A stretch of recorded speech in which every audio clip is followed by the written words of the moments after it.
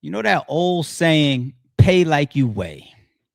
Perception is not always reality, but let's say hypothetically, I was to believe everything that people showed on the internet. That would mean like if you're the man, if you're the best, if you're the biggest, if you're the richest, if you're the top dog, you should be able to do that much more and then some than the people that are lesser than you, smaller than you, not as rich as you, not as good as you, haven't been here as long, etc., etc., etc.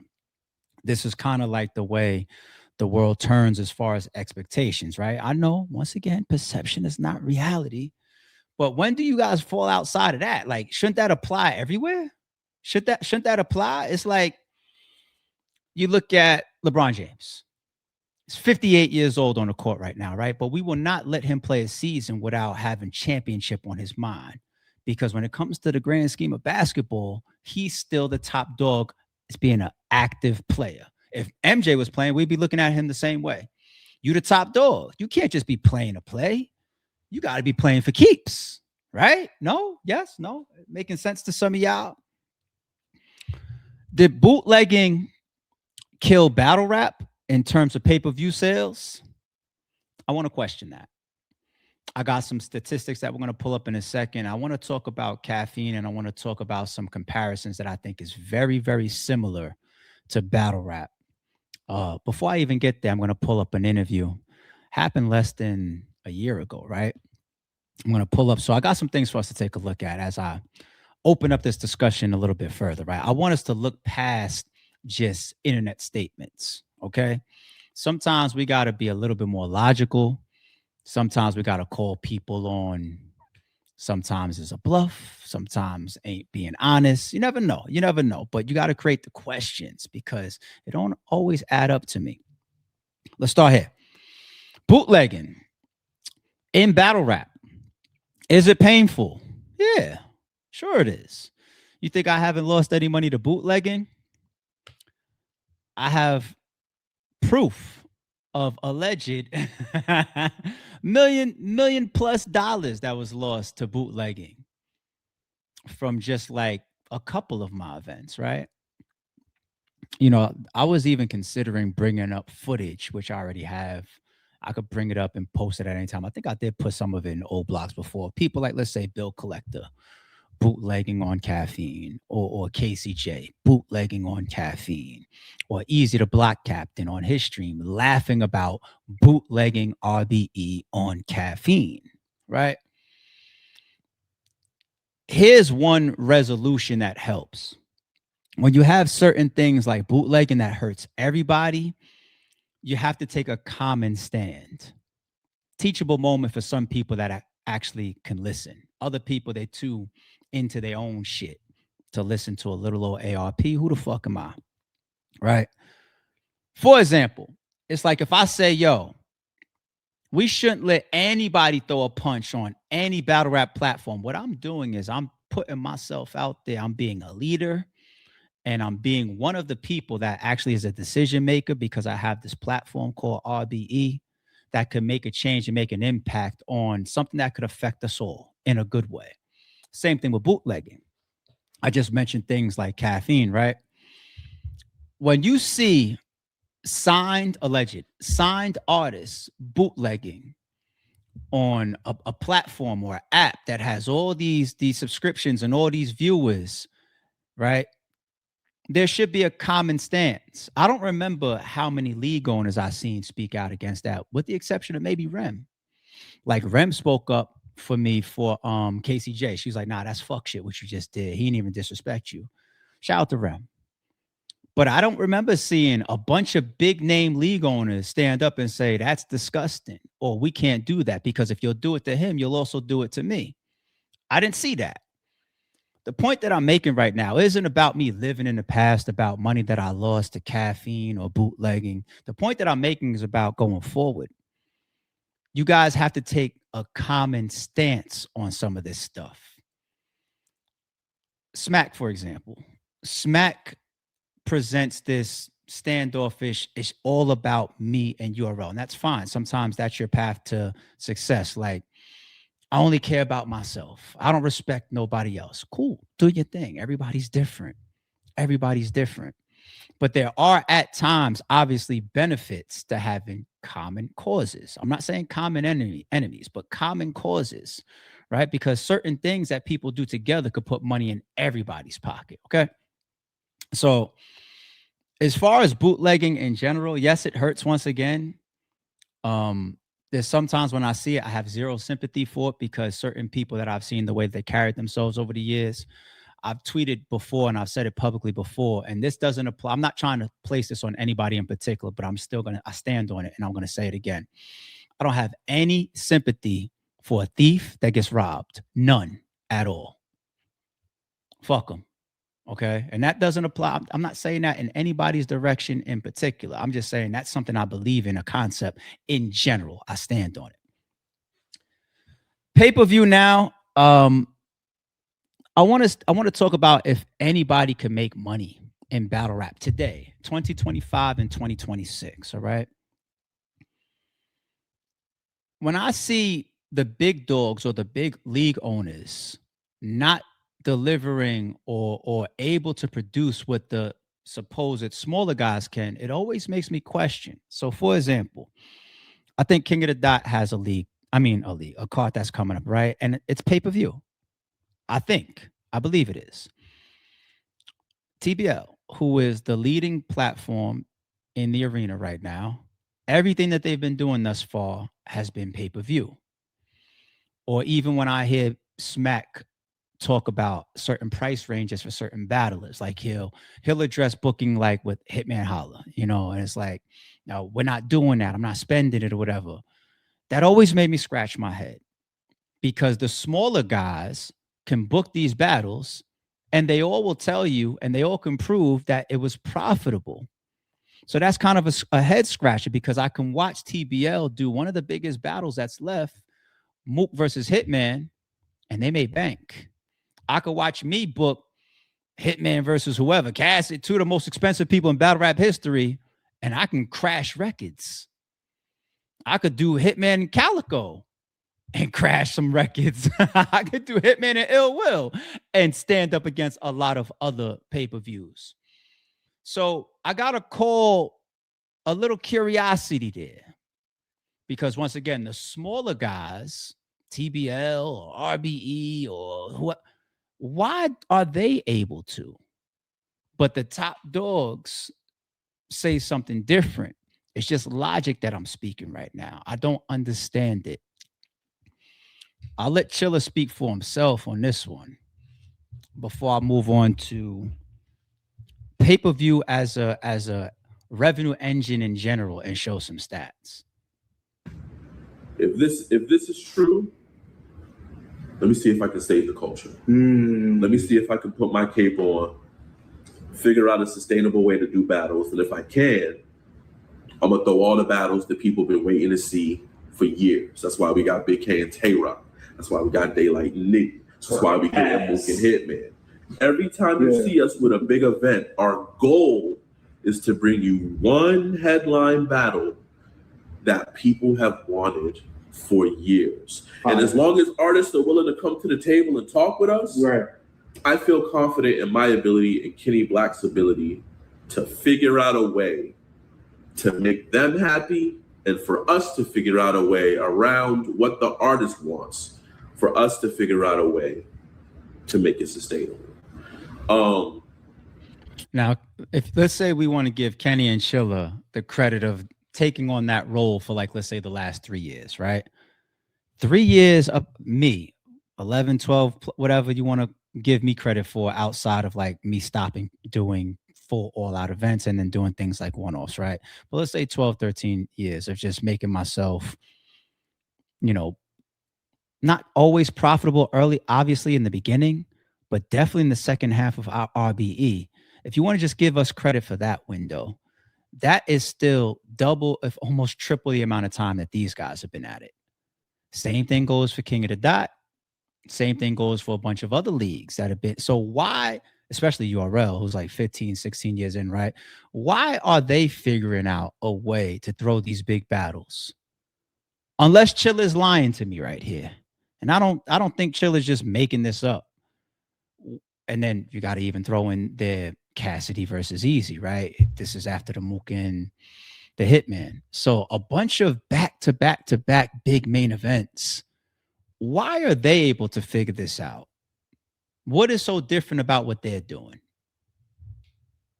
And then on the flip side, I'm like, man, I'm not pocket watching, but I feel like the URL app is doing pretty well. Right. And maybe it's not. Maybe it's just, again, I'm not pocket watching, but URL's got a pretty nice following, Yeah. and they have I would guess a pretty good amount of people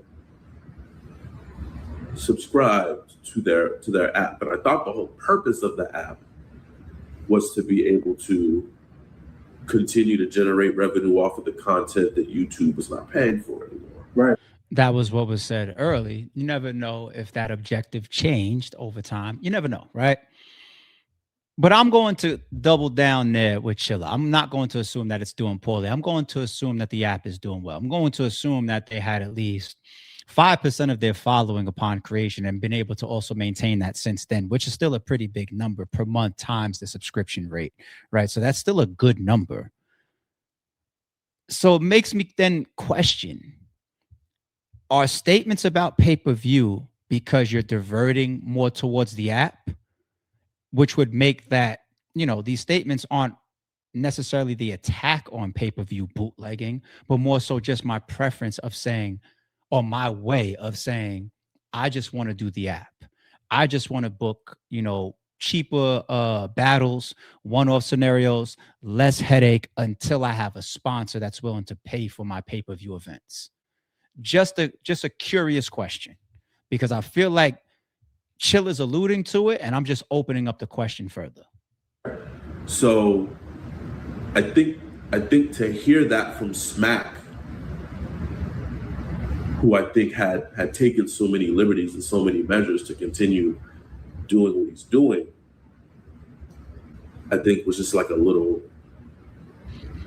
think was off-putting to a lot of people. Right. But again, not speaking for Hitman, not speaking for Calico, I can say for me, it directly made me say,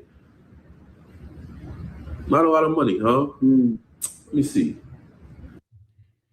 Okay.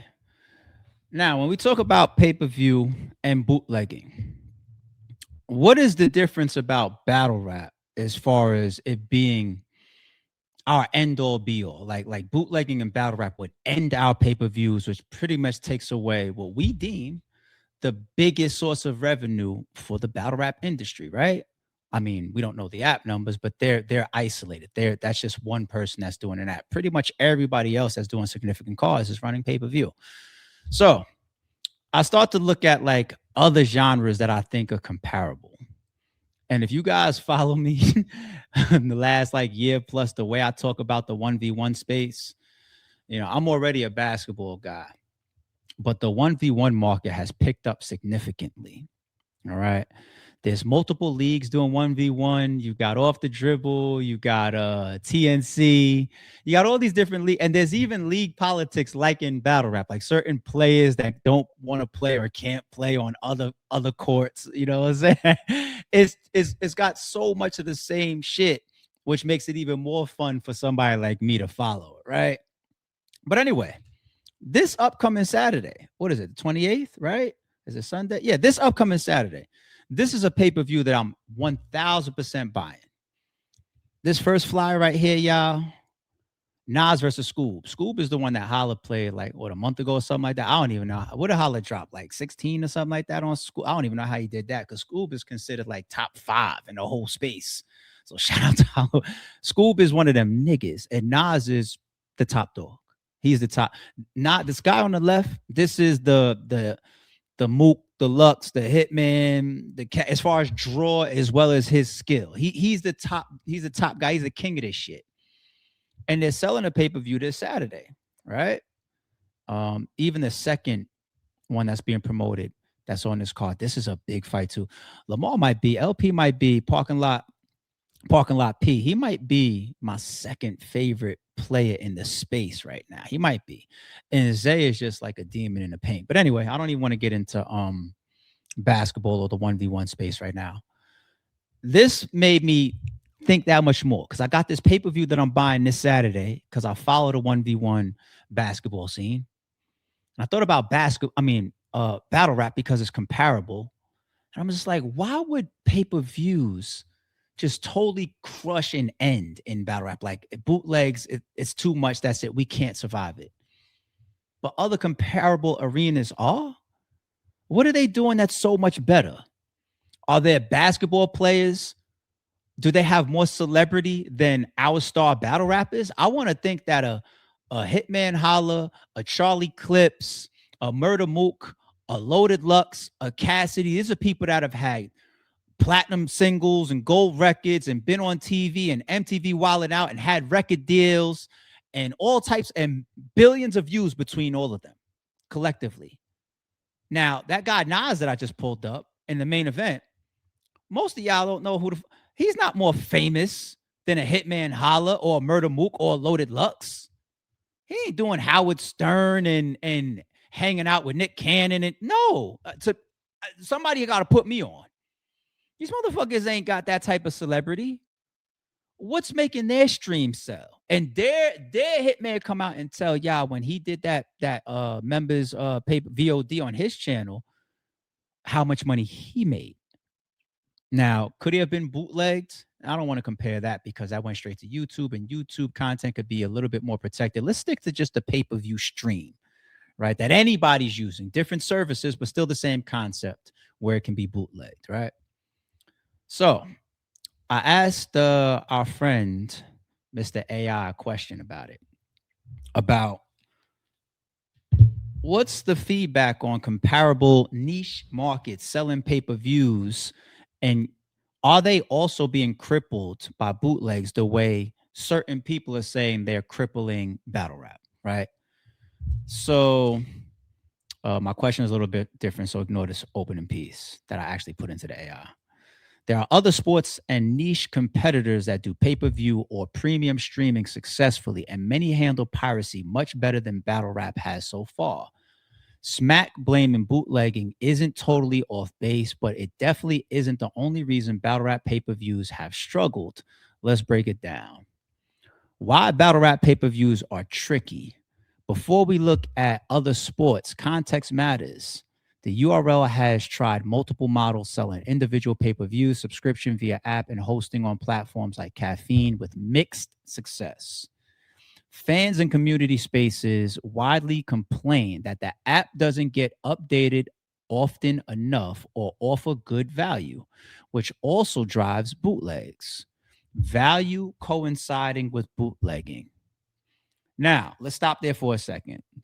This is an unbiased blog. I'm just being real, but at the same time, when I could do this for anybody. I don't care if it was Smack. I don't care if it's a blog. I don't care if it's a battle rap. I have my own opinions. I'll react to whatever I want to react to. In this case, it just happens to be some of the conversation that Smack started, right?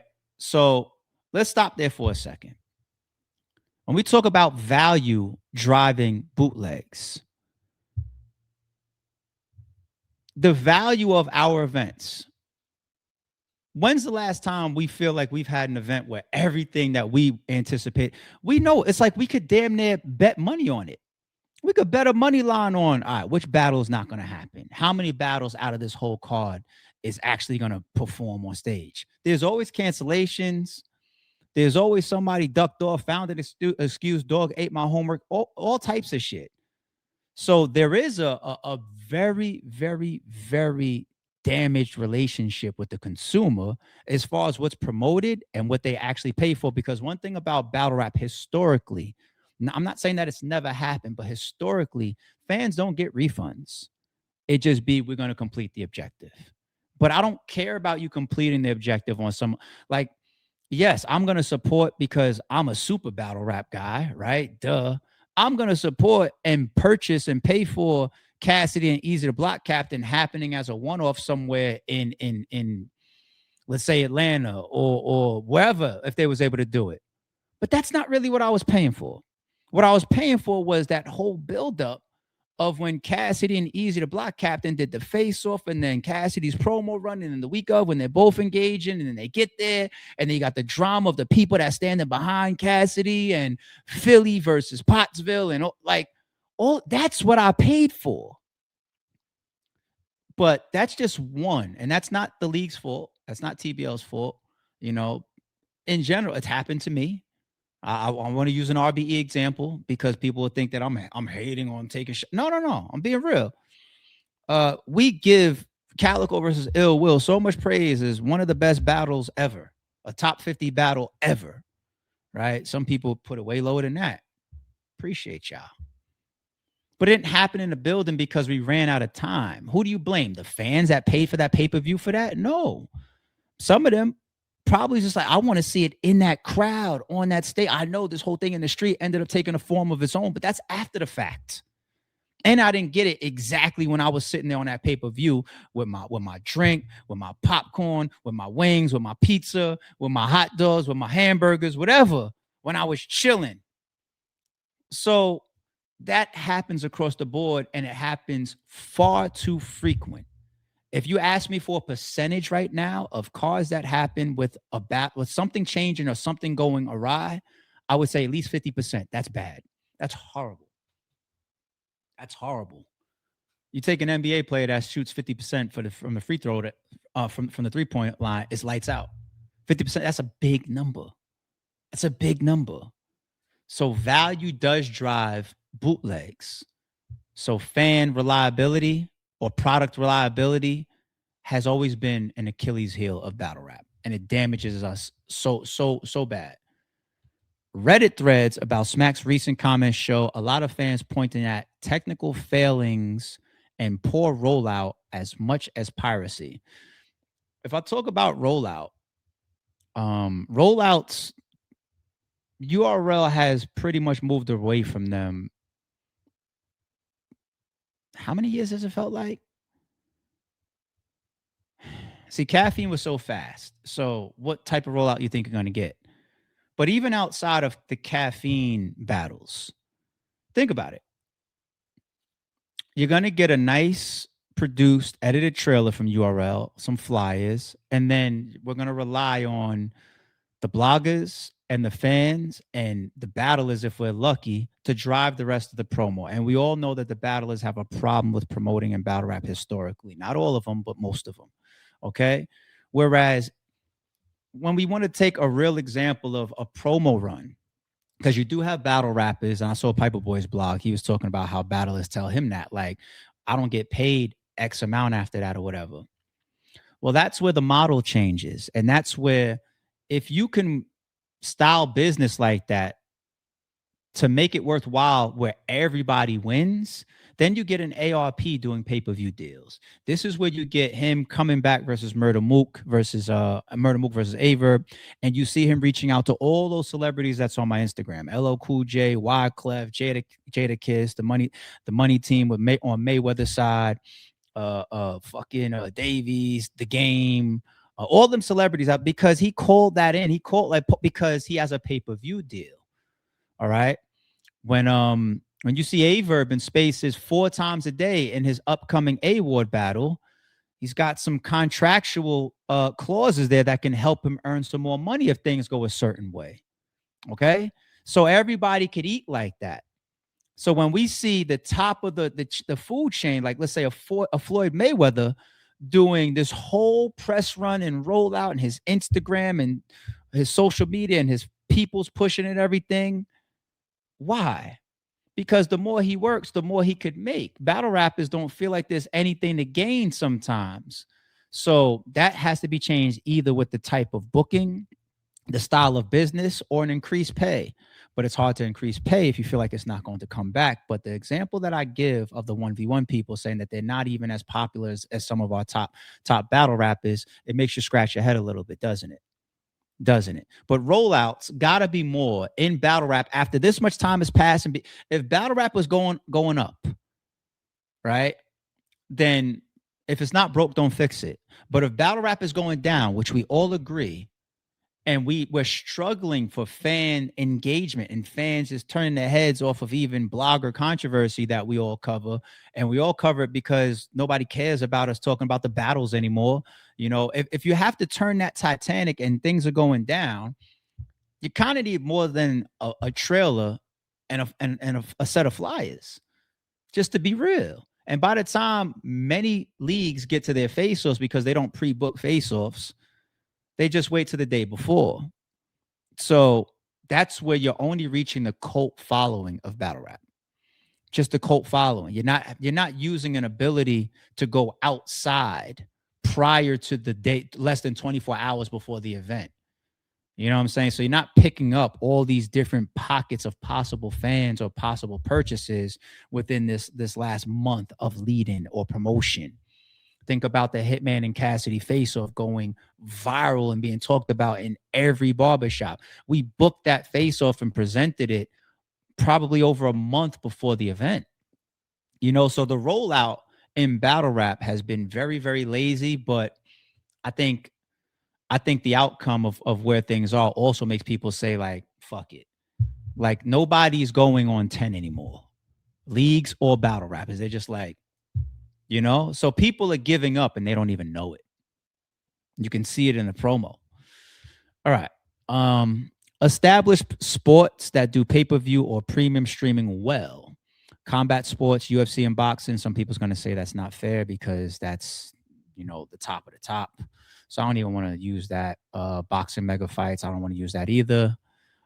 Basketball innovations, 1v1 and new leagues. That's what I want to use. People that have been here less time than battle rap aren't as popular as battle rappers. That's what I want to use. There's a big example in basketball that isn't pay-per-view in the traditional sense, but still fully monetized and distributed through premium channels. Unrivaled Basketball League is a new professional women's basketball league founded by top WNBA players. Games and its mid-season one-on-one tournament streams on TNT, True TV, and HBO Max as part of standard subscriptions, streaming packages. We heard about URL having relationships with Netflix, right? Why not? I mean, it's 1v1 tournament with big prizes like 200,000 plus, has produced compelling competitive content and national broadcast distribution, not pay-per-view. It's bringing high-profile athletes and making the content widely accessible without separate pay-per-view purchases, reducing piracy incentives. Yeah, bringing in celebrities more always helps.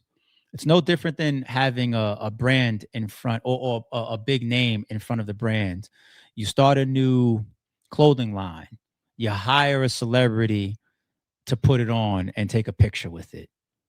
Right. Same. Even Goods has done that with his sneakers. He's gotten a couple celebrities to wear his sneakers. Right. That's part of the marketing, whether it's free or whether you're calling in a favor or you got to pay for it. But we're not even showing that attraction to reach outside. We have kept this pretty much cult following ish. There has been a lot of celebrity engagement over the years. We've seen some celebrities stand on certain stages at times. Absolutely. But I'm talking about us declining and going in a direction of saying, yo, I need you guys now. Not you popped out at our peak. I actually need you now. All right. Professional wrestling. I don't want to get into the pro stuff, subscription bundles and standalone pay-per-views. What battle rap could learn from them? Okay. UFC boxing pay-per-views, how it handles piracy, heavy anti-piracy enforcement plus big mainstream audience. Why it works, star power and huge demand. So we don't have that. We don't have that type of star power and huge demand in battle rap, okay? But we understand how that greatly offsets piracy. But they have some heavy stuff that they use. Like, you ever be on YouTube? Like, I've done it for content creators. I've streamed or played certain things that they just drop in the middle. The stream comes down. You know, like the way that they have. And they got more piracy because they got more eyes on this shit. Like, if Floyd Mayweather Pacquiao rematch happens right now, because that schedule coming up at the end of the year, right? You know how many bootlegs will be on YouTube? And in less than 48 hours, most of them are down. I'm not saying that doesn't hurt, but these people are using some piracy tactics that sometimes seem very, very strong. And I think we do a good, like Quarter Lab does a very good job.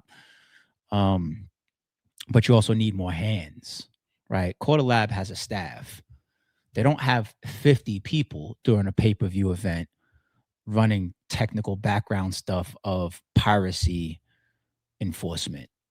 But they have a team of people that does a good job in battle rap. But I guess a team like Quarter Lab would grow in staff if a lot of those clients grew, and we're smaller maybe. So maybe they don't have that need to expand to have 20 people. If I had a pay-per-view that sold 1 million purchases, then they have an incentive, not just from the money that they make, but also the hiring of additional staff to support that $1 million every event pay-per-view. Because I'm doing 6 of those a year. Their staff is going to be bigger to run anti-piracy during the stream. So does battle rap need bigger anti-piracy companies? I don't know. Now I'm thinking out loud when I read that first one. Okay. Subscription streaming like HBO and TNT for unrivaled, accessible through broader paid ecosystem, less pay for one event friction. That's always going to be something with fans. You don't have a consistent purchaser.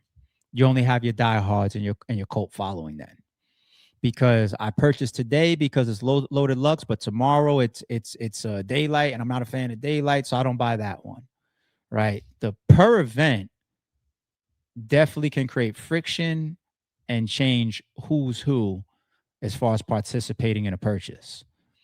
Platform subscriptions, Flow Sports fans pay once for lots of niche events, only once, not monthly. Okay.